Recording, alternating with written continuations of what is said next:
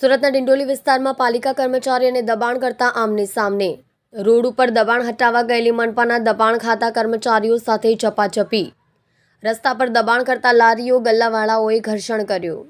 પાલિકા દ્વારા ઝીરો દબાણની કામગીરી કરવામાં આવી રહી છે, જે કામગીરી કરવા પાલિકાની દબાણ ખાતાની ટીમ ડિંડોલી ગઈ હતી, જ્યાં રસ્તામાં ટ્રાફિક સમસ્યા સર્જાતી લારી ગલ્લાવાળાને હટાવવા ગયા, જ્યાં પાલિકા કર્મચારી અને લારીવાળાઓ વચ્ચે ઘર્ષણ સર્જાયું। પાલિકા કર્મચારીઓ પર હુમલો કરવાનો પ્રયાસ કરાયો। આ બાબતે પાલિકા કર્મચારી દ્વારા પોલીસ ફરિયાદ કરવાની તજવીજ હાથ ધરાઈ। તમે જોઈ રહ્યા છો SD ન્યૂઝ ચેનલ ફૈઝલ શેખની સાથે।